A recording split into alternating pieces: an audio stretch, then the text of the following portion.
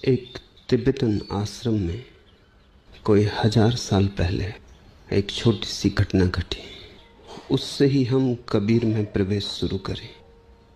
बड़ा आश्रम था यह, और इस आश्रम ने एक छोटा नया आश्रम भी दूर तिब्बत के सीमांत पर प्रारंभ किया था। आश्रम बन गया, खबर आई कि सब तैयारी हो गई है, अब आप एक योग्य सन्यासी को पहुंचा दें जो गुरु का पद संभाल ले। प्रधान आश्रम के गुरु ने 10 सन्यासी चुने और 10 को आश्रम की तरफ भेजा। पूरा आश्रम चकित हुआ। कोई 1000 सन्यासी अंतेवासी थे। उन्होंने कहा बात समझ में ना आई। एक बुलाया था, 10 भेजे। उत्सुकता बहुत तीव्र हो गई, जिज्ञासा संभले न संभली। तो कुछ सन्यासी गए और गुरु को कहा हम समझ ना पाए, एक का ही बुलावा आया था, आपने 10 क्यों भेजे? गुरु ने कहा रुको, जब वे पहुंच जाएं तब तुम्हें समझा दूंगा। 3 सप्ताह बाद, यात्रा लंबी थी, पहाड़ी थी, पैदल यात्रा थी। 3 सप्ताह बाद खबर पहुंची कि आपने जो एक सन्यासी भेजा था वो पहुंच गया। अब और भी मुसीबत हो गई। अब तो पूरा आश्रम एक ही चर्चा से भर गया कि ये तो रहस्य सुलझाना और उलझ गया। 10 भेजे थे, खबर आई एक ही पहुंचा। फिर उन्होंने गुरु से पूछा तो गुरु ने कहा 10 भेजो तब एक पहुंचता है। फिर पूरी कहानी बाद में पता चली।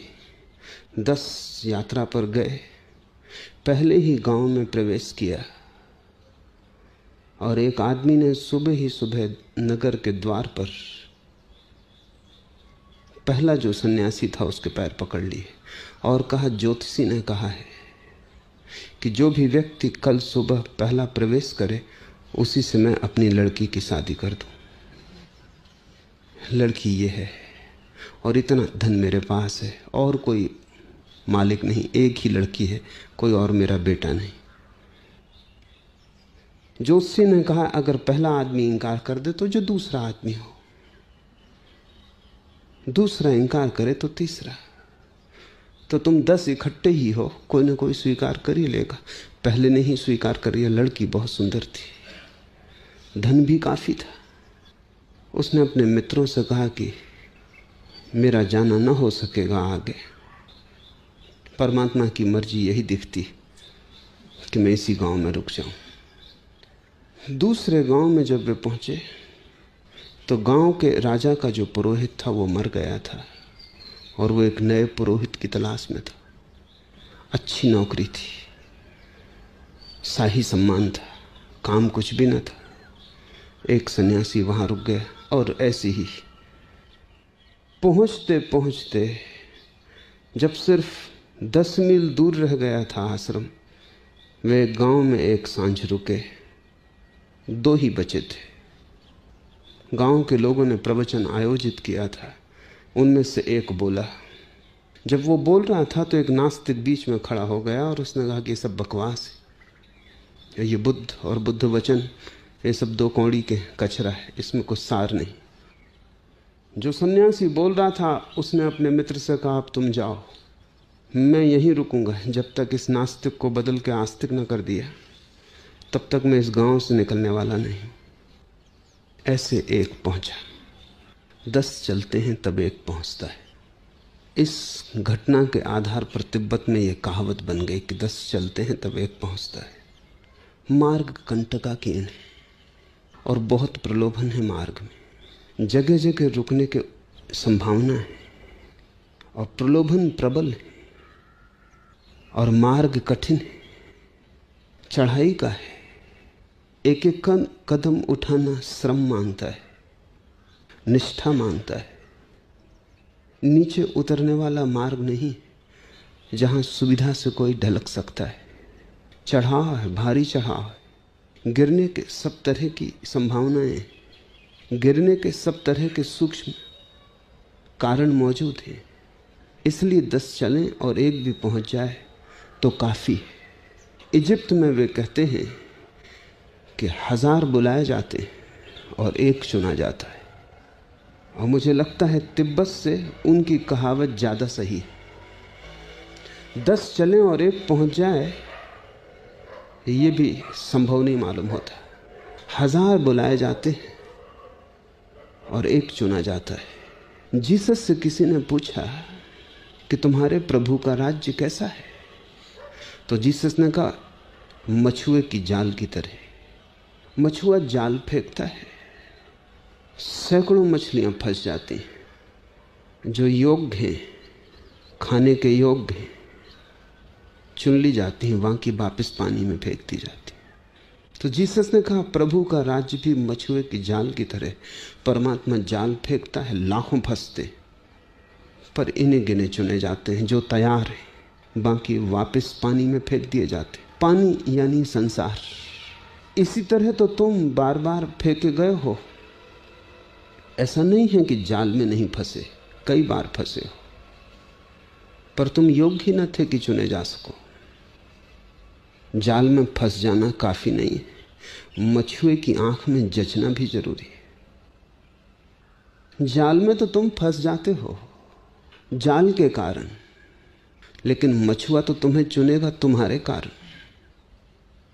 1000 बार तुम फंस गए हो, न मालूम कितनी बार संन्यास लिया होगा, न मालूम कितनी बार भिक्षु बने होगे, न मालूम कितने बार घर द्वार छोड़ा होगा, आश्रम में वास कर लिया होगा, कितनी बार प्रार्थना की है, कितनी बार संकल्प किए, कितने व्रत, कितने उपवास। तुम्हारे अनंत जन्मों की अनंत कथा है। लेकिन एक बात पक्की है कि तुम जाल में कितनी ही बार फंसे हो, बार बार वापस जल में फेंक दिए गए हो। चुने तुम नहीं जा सके। चुनने के लिए पात्रता चाहिए। चुने जा सको इसके लिए भीतरी बल चाहिए, ऊर्जा चाहिए। चुने जा सको इसके लिए पात्रता चाहिए, और उस पात्रता को उपलब्ध करना दुर्गम है, अति दुर्गम है। इस संसार में सभी कुछ पा लेना आसान है। तुम जैसे हो वैसे ही रहते हुए इस संसार की सब चीजें पाई जा सकती हैं। परमात्मा को पा लेना कठिन है, क्योंकि तुम जैसे हो वैसे ही रहते हुए परमात्मा को नहीं पाया जा सकता। तुम्हें बदलना होगा, और बदलाहट ऐसी है कि तुम्हें कुछ ना कुछ परमात्मा जैसे होना होगा, तभी तुम परमात्मा को पा सकोगे। क्योंकि जो परमात्मा जैसा नहीं है वो कैसे परमात्मा को पा सकेगा। कोई समानता चाहिए जहां से सेतु बन सके। कुछ एक किरण तो चाहिए तुम में सूरज की, जिसके सहारे तुम सूरज तक यात्रा कर सको। हम दूध से दही बनाते तो थोड़ा सा दही उसमें डाल देते, फिर सारा दूध दही हो जाता है। तो तुम में थोड़ा सा तो परमात्मा होना ही चाहिए, तभी तुम्हारा पूरा दूध दही हो सकेगा। उतना भी ना हो तो यात्रा नहीं हो सकती, और वहीं कठिनाई है। क्योंकि थोड़ा सा भी परमात्मा जैसा होना तुम्हारे सारे जीवन की व्यवस्था को बदलने के अतिरिक्त ना हो सकेगा।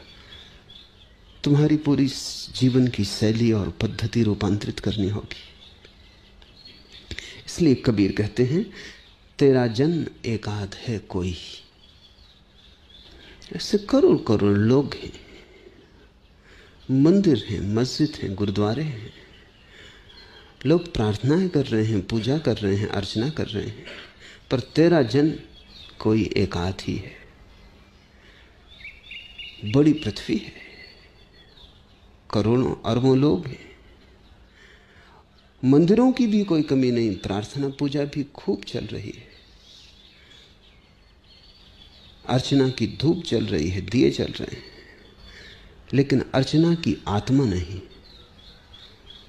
पूजा हो रही है बाहर के मंदिर में, भीतर के मंदिर में पूजा का कोई स्वर नहीं। बड़ी सजावट है मंदिर में बाहर, भीतर का मंदिर बिल्कुल खाली है। तो जाओ कितना ही मंदिरों में, पहुंच ना पाओगे, क्योंकि उसका मंदिर कोई पत्थर मिट्टी का मंदिर नहीं, उसका मंदिर तो परम चैतन्य का मंदिर है। उसका मंदिर कोई आदमी के बनाए नहीं बनता। बात तो बिल्कुल उल्टी है, उसके बनाए आदमी बनाए। आदमी उसके मंदिर बना के किसको धोखा दे रहा है? तुम्हारे बनाए मंदिरों से तुम कहीं भी ना पहुंच सकोगे। तुम्हारे बनाए मंदिर तुमसे छोटे होंगे। उचित भी है, गणित साफ है। तुम जो बनाओगे वो तुमसे बड़ा कैसे हो सकता है? बनाने वाले से है। बनाई गई चीज बड़ी नहीं हो सकती। कविता कितनी ही सुंदर हो, कवि से बड़ी थोड़ी हो पाएगी। और संगीत कितना ही मधुर हो, संगीतज्ञ से बड़ा तो ना हो पाएगा। मूर्ति कितनी ही सुंदर हो, मूर्तिकार से तो सुंदर ना हो पाएगी। बनाने वाला तो ऊपर ही रहेगा, क्योंकि बनाने वाले की संभावनाएं अभी शेष हैं, सब चुक नहीं गया। वो इससे भी श्रेष्ठ बना सकता है। जिसने एक सुंदर गीत गाया वो इससे भी 1000 सुंदर गीत गा सकता है। और वो कितने ही गीत गाए, हर गीत के ऊपर ही वो रहेगा। तुम्हारे बनाए मंदिर तुमसे बड़े नहीं हो सकते। तुम्हारी बनाई हुई परमात्मा की प्रतिमाएं तुमसे छोटी होंगी। तुम ही उनके सृष्टा हो। तुम्हारा काम, तुम्हारा क्रोध, तुम्हारा लोभ, माया, मोह सब तुम्हारी मूर्तियों में समाविष्ट हो जाएगा। तुम्हारे हाथ ही तो छुएंगे और निर्माण करेंगे। तुम्हारे हाथ का जहर तुम्हारी मूर्तियों में भी उतर जाएगा। तुम्हारे बनाए हुए मंदिर तुमसे बेहतर नहीं हो सकते। और अगर तुम्हारा मन वैश्यालय में लगा है तो तुम्हारे मंदिर वैश्यालयों से बेहतर नहीं हो सकते। तुम जहां हो, तुम जैसे हो, तुम्हारी ही अनुकृति तो गूंजेगी, तुम्हारी ही धुन तो छूट जाएगी वहां। इसलिए तो परमात्मा के मंदिर हैं, नाम पर परमात्मा के हैं, बनाए आदमी के। और शायद इसीलिए जितना मंदिरों से नुकसान हुआ जगत का, किसी और चीज से नहीं हुआ। मंदिर और मस्जिदों ने लोगों को लड़ाया है, क्योंकि जिन्होंने बनाया था उनकी हिंसा उनमें उतर गई। मंदिर और मस्जिद ने आदमी को जोड़ा नहीं, तोड़ा है। उनके कारण पृथ्वी पर स्वर्ग नहीं उतरा, यद्यपि नरक की झलकें कई बार मिली। ठीक भी लगता है, साफ है बात, क्योंकि जिन्होंने बनाया है उनकी घृणा, उनकी हिंसा, सब उनकी आक्रमण की वृत्ति, उनकी दुष्टता, उनकी क्रूरता सभी मंदिरों में और मस्जिदों में प्रवेश कर गई है। तुम्हारे मंदिर में तुम किसकी पूजा कर रहे हो? अपनी ही पूजा कर रहे हो। तुम्हारे मंदिर तुम्हारे ही दर्पण हैं, जिनमें तुम्हारी छवि ही दिखाई पड़ रही है। इसलिए तो मंदिर और मस्जिद में तुम कितने ही भटको, तुम पहुंच ना पाओगे। तुम्हें अगर परमात्मा को खोजना है तो तुम्हें वो मंदिर खोजना होगा जो उसने ही बनाया है। वो मंदिर तुम ही हो। इसलिए कबीर कहते हैं, कस्तूरी कुंडल बसे। तुम्हें पता होगा कस्तूरी मृग का। कस्तूरी तो पैदा होती है मृग की नाभि में। कस्तूरी का नाफा नाभि में पैदा होता है। और कस्तूरी की जो सुगंध है वो मादा मृग को आकर्षित करने के लिए। जब मृग नर कामातुर होता है, जब कामातुरता बढ़ती है तो उसके शरीर से एक सुगंध फैलनी शुरू हो जाती। वो सुगंध बड़ी मादक है। कस्तूरी जैसी कोई गंध नहीं, बड़ी आकर्षक है, चुंबक जैसा उसमें आकर्षण है। मस्ती से भर देती है वो गंध मादा को। मादा पागल हो जाती, वो अपना होश खो देती। ये तो ठीक है, ये तो प्रकृति की व्यवस्था हुई। प्रकृति ने वैसी व्यवस्था की है कि मादा और नर एक दूसरे में चुंबकीय आकर्षण से बंधे रहें। मोर नाचता है, उसके पंख, उसका रंग कामातुर करते हैं। उसका नृत्य, उसके नृत्य की भनक मादा को आकर्षित करती है। कोयल गाती, उसकी ध्वनि पुकार है, उसकी ध्वनि में बंधी मादा चली आती। वैसे ही कस्तूरी मृग है, उसकी नाभि में कस्तूरी पैदा होती और उसकी गंध शराब जैसी है। उस गंध में मादा अपना होश खो देती और समर्पण कर देती। यहां तक तो ठीक है, लेकिन कस्तूरी मृग की एक तकलीफ है कि उसको खुद भी बास आती। मोर नाचता है तो खुद तो अपने पंखों को नहीं देख सकता।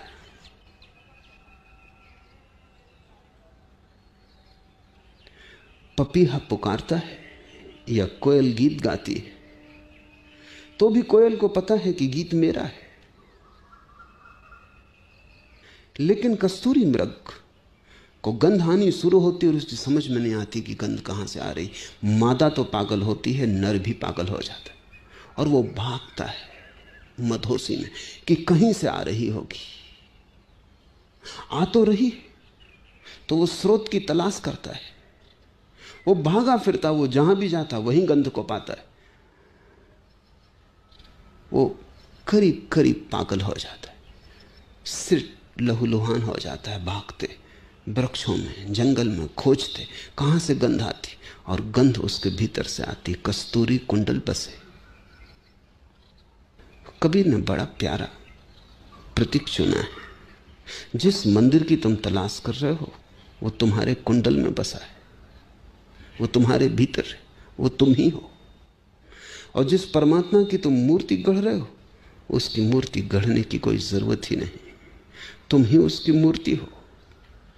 तुम्हारे अंतराकाश में जलता हुआ उसका दिया, तुम्हारे भीतर उसकी ज्योतिर्मयी छवि मौजूद है।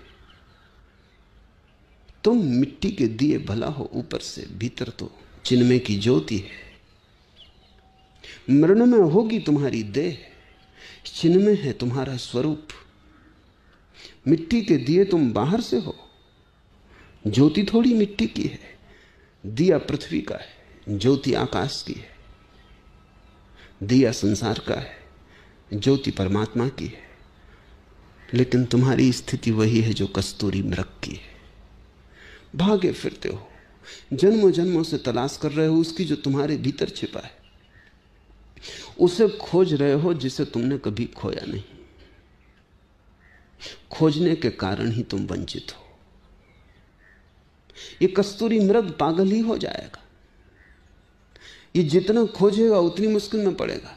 जहां जाएगा, कहीं भी जाए, सारे संसार में भटके तो भी पा ना सकेगा, क्योंकि बात ही शुरू से गलत हो गई। जो भीतर था उसे उसने बाहर सोच लिया, क्योंकि गंध बाहर से आ रही थी। गंध उसे बाहर से आती मालूम पड़ी। तुम्हें भी आनंद की गंध पागल बनाए दे रही। तुम भी आनंद की गंध को बाहर से आता हुआ अनुभव करते हो। कभी किसी स्त्री के संग तुम्हें लगता है आनंद मिला, कभी बांसुरी की ध्वनि में लगता है आनंद मिला, कभी भोजन के स्वाद में लगता है कि आनंद मिला, कभी धन की खनकार में लगता है कि आनंद मिला, कभी पद की शक्ति में, अहंकार में लगता है कि आनंद मिला। बड़ा जंगल है। हर वृक्ष से तुम सिर तोड़ चुके हो, लहूलुहान हो, कभी यहां कभी वहां, कभी इधर कभी उधर खोजते हो और झलक मिलती है। झलक इसलिए मिलती है कि कस्तूरी कुंडल बसे। जहां भी जाओगे वहीं झलक मिल जाएगी। अब ये जरा कठिन है। जब तुम किसी स्त्री में पाते हो कि आनंद मिला, तब ठीक वही दशा है जो कस्तूरी मृग की है। आनंद तुम्हें अपने ही कारण मिल रहा है, क्योंकि कल तुम्हारा ही मन बदल जाएगा और इसी स्त्री में आनंद न मिलेगा। कल इसी स्त्री से तुम बचना चाहोगे। आज सब निछावर करने को राजी थे, कल इसकी शक्ल देखना मुश्किल हो जाएगी। अगर आनंद स्त्री से ही मिला था तो सदा मिलता, शाश्वत मिलता। तुम्हारे ही भीतर से कोई गंध उठी थी और स्त्री में प्रतिफलन हुआ था। तुम्हारे ही भीतर से उठी थी गंध और तुमने उसे स्त्री से आते हुए अनुभव किया था। स्त्री ने शायद तुम्हारे ही भीतर जो था उसकी प्रतिध्वनि की थी। कभी धन के संग्रह में, कभी अहंकार की तृप्ति में, पद प्रतिष्ठा में। मैंने सुना है एक जंगल में ऐसा हुआ, एक लोमड़ी ने एक खरगोश पकड़ लिया। वो उसे खाने ही जा रही थी, सुबह का नाश्ता ही करने की तैयारी थी कि खरगोश ने कहा, रुको, तुम लोमड़ी ही हो, इसका सबूत क्या? ऐसा कभी किसी खरगोश ने इतिहास में पूछा ही नहीं था। लोमड़ी भी सकते में आ गई। उसे भी पहली दफे विचार उठा कि बात तो ठीक है, सबूत क्या है? उस खरगोश ने पूछा, प्रमाण पत्र कहां, सर्टिफिकेट कहां? उसने खरगोश से कहा, तू रुक, मैं अभी आती हूं। वो गई जंगल के राजा के पास, सिंह के पास, और उसने कहा, एक खरगोश ने मुझे मुश्किल में डाल दिया, मैं खाने ही जा रही थी। तो उसने कहा, रुक, सर्टिफिकेट कहां है? सिंह ने अपने सिर में हाथ मार लिया और कहा कि आदमियों की बीमारी जंगल में भी आ गई।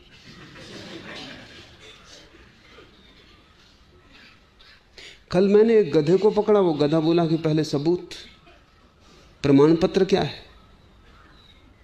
पहले तो मैं भी सकते में आ गया कि आज तक किसी गधे ने पूछा ही नहीं, इस गधे को क्या हो गया? वो आदमी के सत्संग में रह चुका था। सिंह ने कहा, मैं लिखे देता हूं। उसने लिख के दिया, सही किए कि ये लोमड़ी ही है। लोमड़ी गई बड़ी प्रसन्न लेके सर्टिफिकेट। खरगोश बैठा था। लोमड़ी को तो शक था कि भाग जाएगा, ये सब धोखा है, लेकिन नहीं, खरगोश बैठा था। खरगोश ने सर्टिफिकेट पढ़ा, लोमड़ी के हाथ में सर्टिफिकेट दिया और भाग खड़ा हुआ। पास के ही बिल से जमीन में अंतर्ध्यान हो गए। लोमड़ी सर्टिफिकेट के लेने देने में लग गई और उस बीच वो खिसक गया। वो बड़ी हैरान हुई। वो वापस सिंह के पास आई कि तो बहुत मुश्किल की बात हो गई। सर्टिफिकेट तो मिल गया, लेकिन वो खरगोश निकल गया। तुमने गधे के साथ क्या किया था? सिंह ने कहा कि देख, जब मुझे भूख लगी होती तब मैं सर्टिफिकेट की चिंता नहीं करता, पहले मैं भोजन करता हूं, वही काफी सर्टिफिकेट है कि मैं सिंह हूं। और जब मैं भूखा नहीं होता तब मैं सर्टिफिकेट की बिल्कुल चिंता नहीं करता, मैं सुनता ही नहीं। मगर ये बीमारी जोर से फैल रही है। आदमी में ये बीमारी बड़ी पुरानी है, जानवरों में शायद अभी पहुंची होगी। बीमारी ये है कि तुम दूसरों से पूछते हो कि मैं कौन। जब हजारों लोग जय जयकार करते तब तुम्हें सर्टिफिकेट मिलता है कि तुम कुछ हो। जब कोई तुम्हें उठा के सिंहासन पर बिठा देता है तब तुम्हें प्रमाण पत्र मिलता है कि तुम कुछ हो। दूसरों से प्रमाण पत्र लेने की जरूरत है? दूसरों से पूछना आवश्यक है कि तुम कौन हो, लेकिन तुम सदा दूसरों से पूछ रहे हो। स्कूल से सर्टिफिकेट ले आए हो कि तुम मैट्रिकुलेट हो, कि बीए हो, कि पीएचडी हो। सब तरफ से तुमने सर्टिफिकेट इकट्ठे किए हैं कि तुम कौन हो। कोई प्रमाण पत्र तुम्हें खबर न दे सकेगा कि तुम कौन हो, क्योंकि दूसरे तुम्हें कैसे पहचानेंगे। सिंह भी कैसे प्रमाण पत्र दे सकता है लोमड़ी को कि तू लोमड़ी ही है? अगर कोई प्रमाण है तो भीतर है। तुम कौन हो इसकी अगर कोई भी खबर मिल सकती है तो भीतर से मिल सकती है। तुम दूसरों के दरवाजे मत खटखटाओ, तुम अपना ही दरवाजा खोल लो, और तुम्हें दूसरों के दरवाजों पर जो भनक भी मिलेगी वो भी तुम्हारे भीतर की ही गंध की है। दूसरे के दरवाजे से टकरा के तुम्हारी ही गंध तुम्हारे नासापुटों में आ जाएगी और तुम समझोगे कि दूसरे ने कुछ दिया है। इस जगत में कोई किसी को कुछ नहीं देता, दे नहीं सकता। स्त्री सुख नहीं दे सकती पुरुष को, पुरुष सुख नहीं दे सकता स्त्री को, लेकिन एक दूसरे के आसपास खड़े होकर अपनी ही गंध की प्रतिध्वनि सुनने में सुविधा हो जाती। अकेले में तुम्हें बड़ी बेचैनी होती।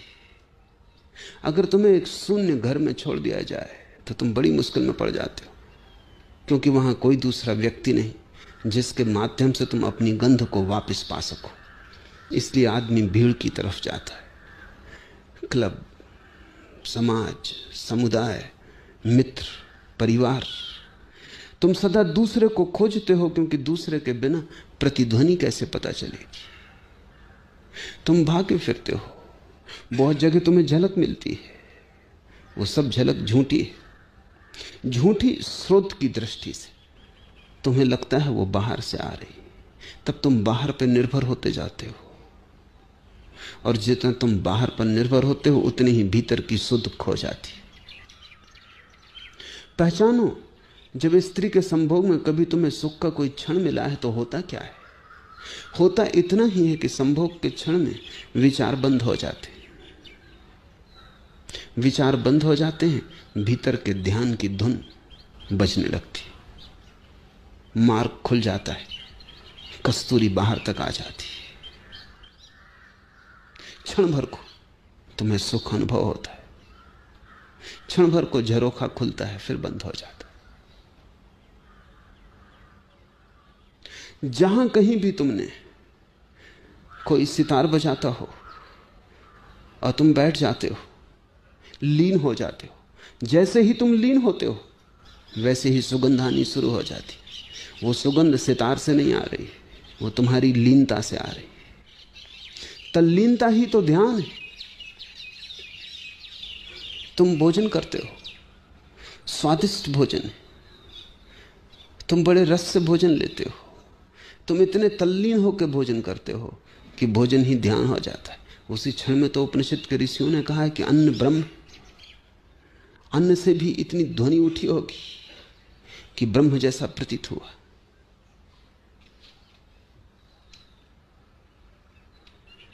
होता क्या है? समझ लो कि तुम भोजन कर रहे हो, बड़ा स्वादिष्ट है, तुम बड़े तल्लीन हो, बड़ा सुख आ रहा है, स्वाद रोए रोए में डूबा जा रहा है। तभी कोई खबर लेके आता है कि बाहर पुलिस खड़ी और मिसा के अंतर्गत तुम गिरफ्तार किए जाते। तत्क्षण स्वाद खो गया, भोजन अब भी वही है, लीनता टूट गई। भोजन वही है, जीव वही है, शरीर में अब भी वही रस काम कर रहे हैं, लेकिन लीनता टूट गई। अब भोजन में कोई स्वाद नहीं, भोजन बेस्वाद हो गया। अब भोजन में नमक है या नहीं तुम्हें पता ना चलेगा। अचानक क्या बदल गया? सब तो वही है। और फिर एक आदमी भीतर आता है, वो कहता घबराओ मत, सिर्फ मजाक की थी, कोई पुलिस नहीं आई है, कोई मिसा के अंतर्गत गिरफ्तार नहीं किए गए। फिर लीनता आ गई। जो भोजन बेस्वाद हो गया था, बड़ा फासला हो गया था, वो फिर स्वादिष्ट हो गया। फिर तुम मग्न हो, तुम ही दान देते हो, तुम ही भोग करते हो, तुम ही पहले भोजन में रस डाल देते हो लीनता के द्वारा, फिर तुम ही स्वाद लेते हो। तुम ही स्त्री या पुरुष में अपनी कामना के द्वारा ध्यान को केंद्रित कर देते हो, फिर अपनी ही धुन सुनते हो। कस्तूरी कुंडल बसे। जहां भी तुमने कहीं आनंद पाया हो, स्मरण रखना कि वो तुमने ही डाला होगा, क्योंकि दूसरा कोई उपाय नहीं है।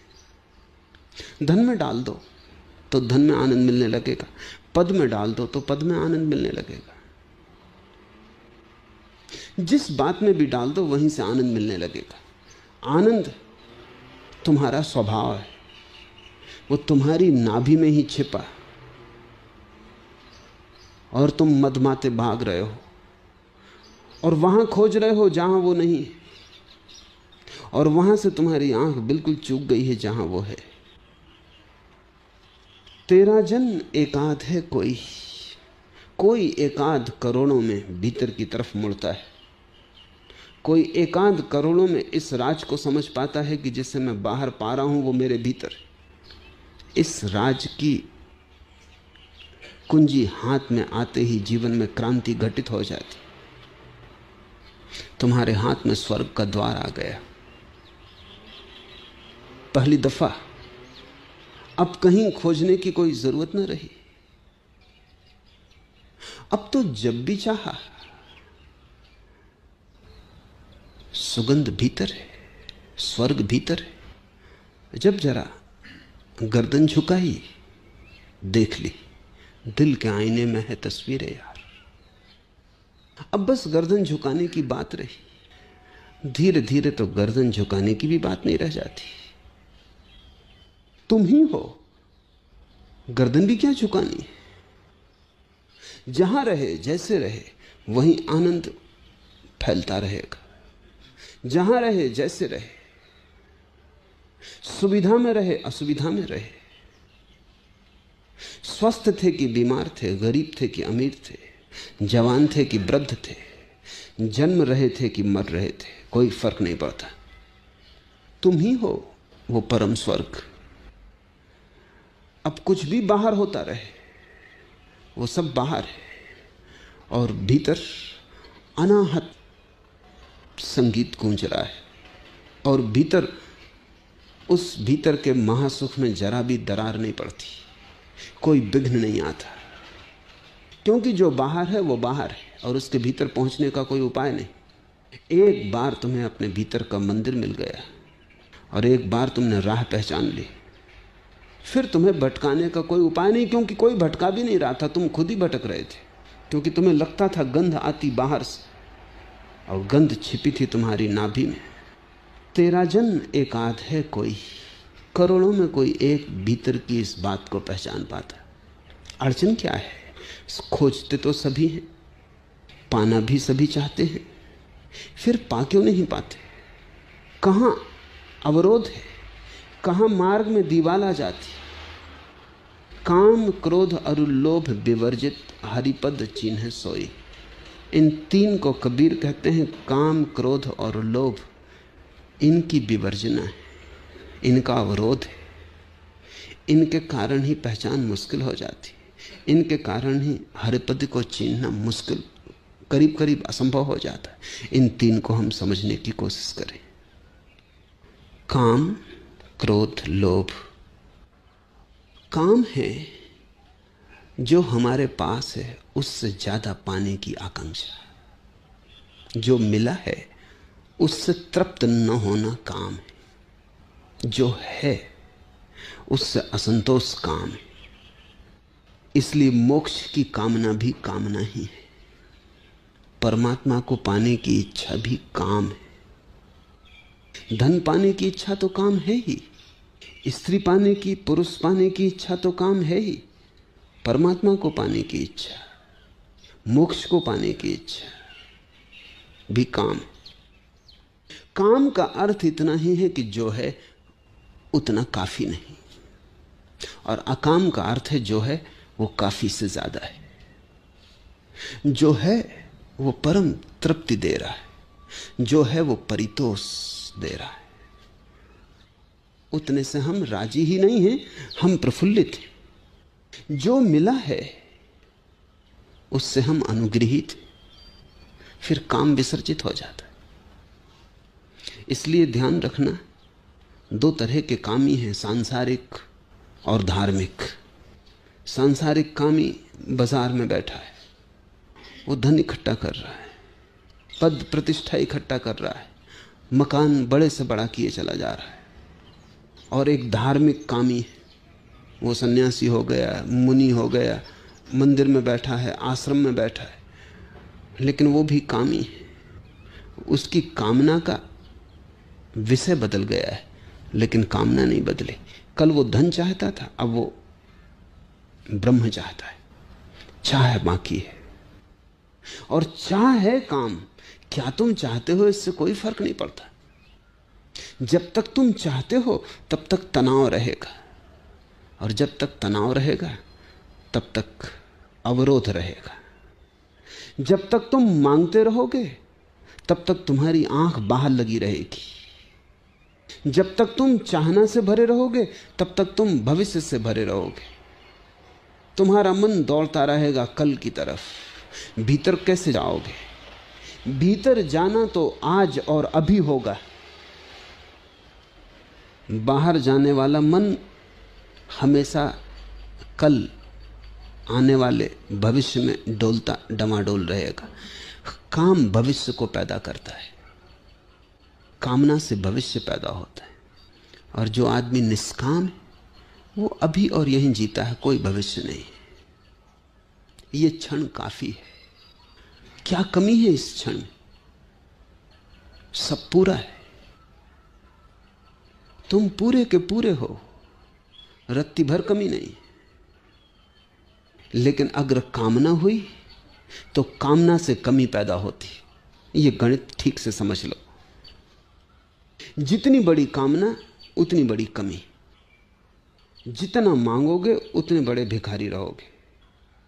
मैं एक घर में मेहमान था कलकत्ते में। एयरपोर्ट से मेरे मेजबान मुझे लेके चले तो बड़े उदास थे। मैंने पूछा क्या हुआ? कहा कि बहुत नुकसान हो गया। पत्नी ने, वो भी पीछे बैठी थी, उसने कहा इनकी बातों में मत पड़ना, आप तो जानते ही नुकसान बिल्कुल नहीं हुआ है, लाभ हुआ है। तो मैं थोड़ा परेशान हुआ कि मामला क्या है। मैंने कहा विस्तार से कहो। तो उसने कहा इनको किसी धंधे में 10 लाख मिलने की आशा थी, 5 ही लाख मिले। ये कहते हैं 5 लाख का नुकसान हो गया और उससे बड़े परेशान है, रात सो नहीं सकते। और मैं इनको समझा समझा के मरी जा रही हूं। और इसलिए मैंने चाहा कि आप आए कि इनको थोड़ी याद दिलाएं कि 5 लाख का लाभ हुआ है।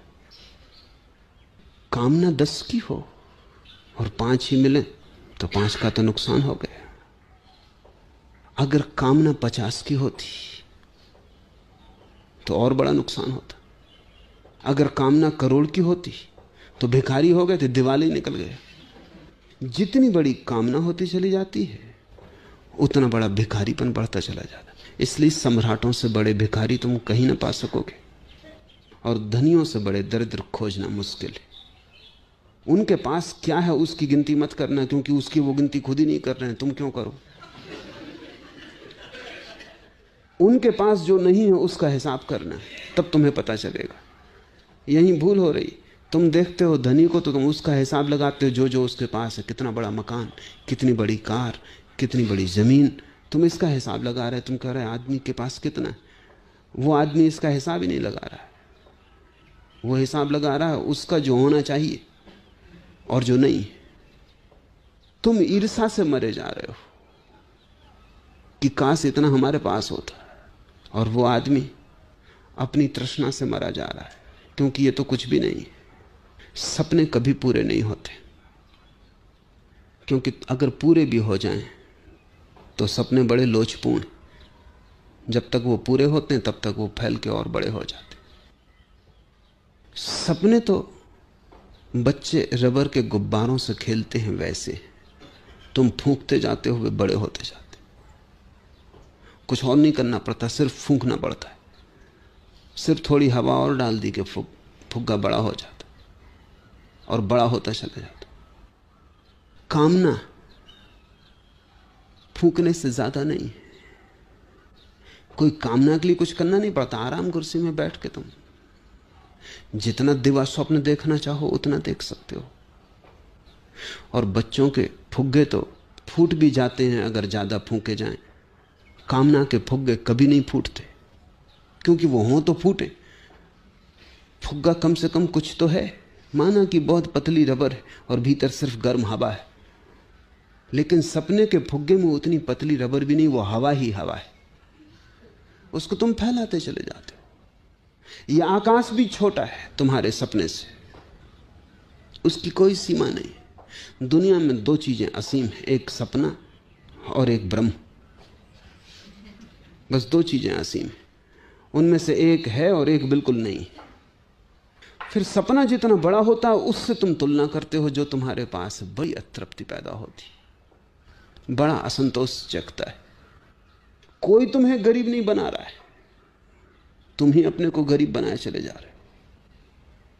जिस दिन ये समझ में आया बुद्ध और महावीर को, इसलिए वो तत्क्षण राजमहल छोड़ सड़क पर खड़े हो गए। राजमहल नहीं छोड़ा, वो जो सपना था जिसके कारण गरीब से गरीब हुए जा रहे थे, वो सपना छोड़ दिया। इसलिए दुनिया में बड़ी अनूठी घटना घटती है। सम्राट दीन रह जाते हैं और कभी कभी राह के भिखारी ने ऐसी गरिमा पाई है कि उसकी महिमा का बखान नहीं किया जा सकता। राज कहां है, कुंजी कहां है? जो तुम्हारे पास है उससे जो तृप्त है, जिसकी वासना रत्ती भर भी भविष्य की तरफ नहीं जाती, जिसने वर्तमान को काफी पाया, और काफी शब्द ठीक नहीं है, काफी से ज्यादा पाया, क्योंकि काफी में थोड़ी कमी मालूम पड़ती।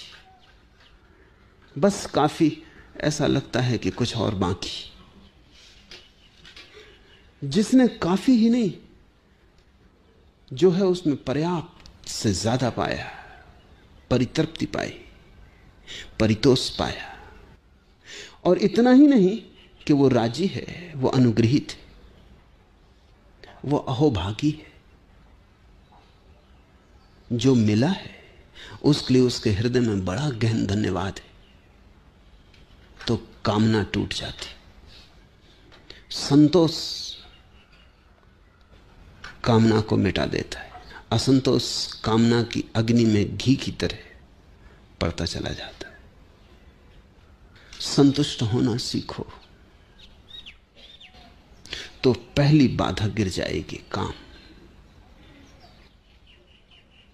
अगर कामना बनी रही तो भविष्य का जाल बना रहता है, और वो जाल बड़ा है, और वर्तमान का क्षण बड़ा छोटा है।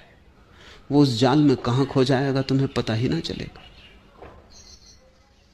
वर्तमान का क्षण तो ऐसे है जैसे रेत का एक कण, और भविष्य का जाल ऐसे है जैसे सारे सागरों के किनारे की रेत। वर्तमान का कण कहां तुम खोदोगे उस रेत में पता ही ना चलेगा, और वहीं द्वार है। अगर तुम्हें वर्तमान के क्षण के द्वार को पकड़ना और उसके अतिरिक्त कोई द्वार नहीं, वहीं से कोई मंदिर में प्रवेश करता है, क्योंकि वहीं तुम हो, वहीं वृक्ष है, वहीं आकाश है, वहीं चांद तारे हैं, वहीं परमात्मा है। वर्तमान का क्षण एकमात्र अस्तित्व है, भविष्य तो कल्पना का जाल है। वो तो आंख खुले रख के सपने देखने का ढंग है, दिवा स्वप्न। अगर तुम्हारी कामना भविष्य की तरफ बढ़ती जाती है तो एक अवरोध दूसरे अवरोध को सहायता देता है। जिस आदमी की कामना भविष्य में होगी उसका लोभ अतीत में होगा। लोभ अतीत है और कामना काम भविष्य। लोभ का मतलब है जो है उसे जोर से पकड़े रहो। काम का अर्थ है जो नहीं है उसको मांगे जाओ, और लोभ का अर्थ है जो तुम्हारे पास है उसे जोर से पकड़े रहो, वो कहीं खो ना जाए, उसमें से रत्ती भर कम ना हो जाए। अब ये बड़े मजे की बात है, उससे तुम्हें कोई सुख नहीं मिल रहा, उससे तुम संतुष्ट नहीं हो। संतुष्ट की तो तुम कामना कर रहे हो, कभी भविष्य में कोई स्वर्ग मिलेगा, लेकिन तुम उसे पकड़े जोर से हो। आदमी अतीत को पकड़े रखता है, और जो जो उसने अतीत में कमाया है, धन पद ज्ञान त्याग जो भी, उसको संभाले रखता है कि कहीं ये ना खो जाए। आंखें लगी रहती हैं भविष्य पर और पैर अड़े रहते हैं अतीत में। दोनों हाथों से अतीत को पकड़े रहते हो और दोनों आंखों से सपना देखते रहते हो भविष्य का, और इन दोनों के बीच में क्षण है एक,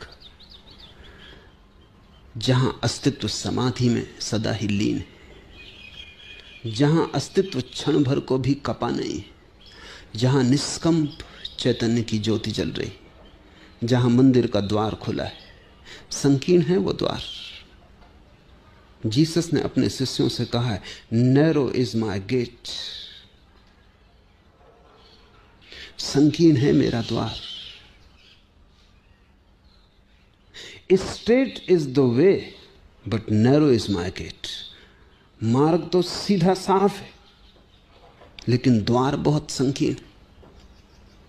वो तो कबीर कहते हैं, प्रेम गली अति सांकरी ता में दो न समाए। बड़ी संकीर्ण है गली, वहां दो भी साथ न जा सकेंगे।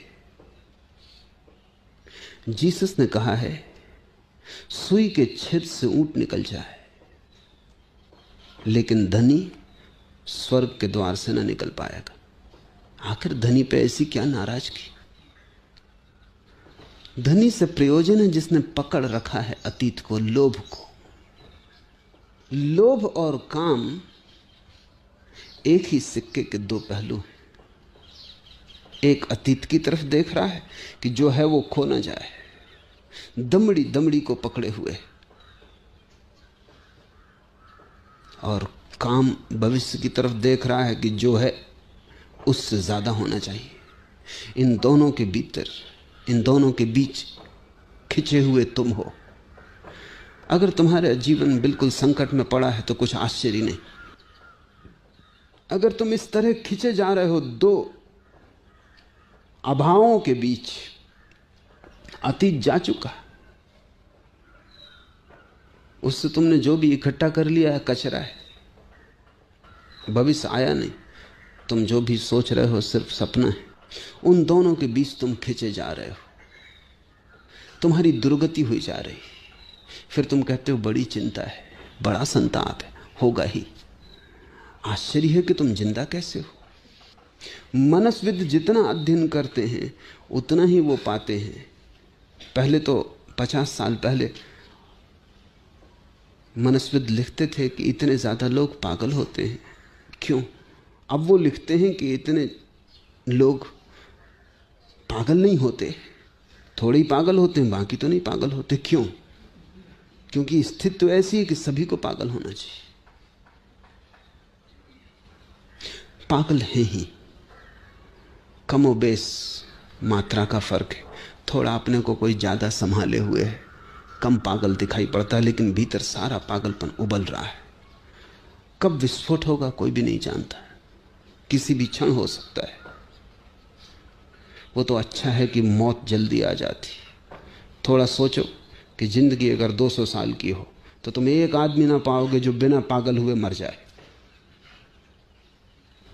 तो जिंदगी कम है। अगर जिंदगी 1000 साल की हो तो जमीन बिल्कुल पागलों से भर जाएगी। पागल खाने बनाने की जरूरत ना होगी, बुद्ध खाने बनाना पड़ेंगे। कुछ लोग जो ठीक हालत में हैं उनको बचाना पड़ेगा कि इनको एक दीवार बना के अंदर बिठा दो, नहीं तो ये पागल मार डालें। दीवार के बाहर पागल खाना, दीवार के भीतर बुद्ध खाना बनाना पड़ेगा। उम्र कम है, जल्दी चुक जाती। अन्यथा अगर तुम जैसे हो वैसे ही बढ़ते जाओ तो तुम सोच सकते हो कि अंत क्या होगा। इसके पहले कि तुम पागल हो जाओ, मौत आ जाती है, विश्राम दे देती।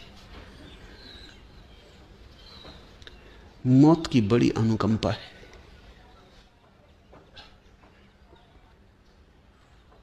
काम और लोभ,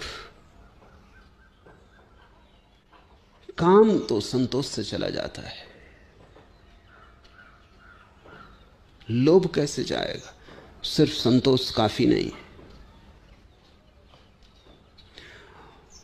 लोभ का अर्थ है तुम पकड़ते हो, तुम्हारी देने की क्षमता खो गई, तुम बांट नहीं सकते। और जो आदमी बांट नहीं सकता वो अपनी चीजों का मालिक नहीं, गुलाम है। जब तुम देते हो तभी तुम पहली दफा मालिक होते हो। तुमने जो चीजें दे दी उन्हीं के तुम मालिक हो। देने से पहली दफा मालिकियत पता चलती, वही दे सकता है जो मालिक है। जो मालिक ही नहीं है वो कैसे दे सकता है? इसलिए कृपण से ज्यादा कुरूप इस जगत में कोई दूसरा व्यक्तित्व नहीं है। कृपणता सबसे बड़ी कुरूपता है। जीवन का सारा सौंदर्य खो जाता है। कंजूस की शक्ल देखो, उसका जीवन का ढांचा देखो, उसमें तुम्हें कहीं भी कोई सौंदर्य न दिखाई पड़ेगा। उसमें तुम्हें कहीं प्रेम की गंध न मिलेगी, क्योंकि कंजूस प्रेम नहीं कर सकता। क्योंकि प्रेम में खतरा है, बांटना पड़े, देना पड़े। प्रेम में यह खतरा है कि दूसरा पास आएगा तो कुछ ना कुछ ले जाएगा। मैं एक घर में रहता था, घर के जो मालिक थे उनको मैंने कभी नहीं देखा कि वो अपने बच्चों से बात करते हों या अपनी पत्नी के पास बैठते हों। वो घर में आ जाते थे तो बच्चे कपते, पत्नी डरती, और पत्नी डरे तो समझो कोई खास मामला है, क्योंकि आमतौर से पत्नियां डरती नहीं। कभी कभार ऐसा होता है, 100 में एक आध मौके पे कि पत्नी डरे। पत्नी डरती, नौकर कपते, और उनको मैंने कभी नहीं देखा कि वो राह से निकलते कि इधर उधर देखते हो। बिल्कुल सीधा वो अपना एकदम चले जाते तीर की तरह। मैंने उनसे पूछा कि मामला क्या है, तो उन्होंने कहा कि अगर जरा ही हंस के पत्नी से बोलो, कहती है फलाना गहना ले आओ, ये करो। हंस के बोले कि फंसे तो चेहरा सख्त रखना पड़ता है। अगर बच्चे को जरी पीठ थपथपाओ, वो खीसे में हाथ डालता। अगर नौकर की तरफ देख भी लो, वो तैयार खड़ा है कि तनख्वाह बढ़ाओ। मगर इस आदमी की जिंदगी सोचो, पैसा तो ये बचा लेगा और सब खो जाएगा। इसकी जिंदगी में कोई सुख का क्षण नहीं हो सकता, क्योंकि जो अपने बच्चे की पीठ थपथपाने में भी भयभीत होता हो, जो पत्नी के पास बैठ के मुस्कुराने से डरता हो, ये आदमी ना हुआ, एक तरह का पत्थर हो गया। इसका हृदय धीरे धीरे धड़कना बंद हो जाएगा, सिर्फ फेफड़ा हवा फेंकता रहेगा, हृदय की धड़कन खो जाएगी। इसके जीवन में जो भी संवेदनशील है वो सब नष्ट हो जाएगा, क्योंकि ये डरा हुआ, ये कंजूस है, ये भयभीत है। इसने संपत्ति को सब कुछ मान लिया। ये संपत्ति की रक्षा करेगा लेकिन मालिक नहीं है, पहरेदार हो सकता है। मालिकियत तो तभी होती जब तुम बांट पाते हो, और देने की कला सीख लेना इस जगत में सबसे बड़ी कला है, क्योंकि उसी द्वार से सब कुछ आता है। जो देता है उसे मिलता है, जो लुटाता है उस पर बरसता है। कबीर ने कहा है, जैसे कि नाव में पानी भर जाए तो तुम क्या करते हो, दोनों हाथ उलीचिए। ऐसे ही जीवन में जो तुम्हें मिल जाए तुम दोनों हाथ उलीचना।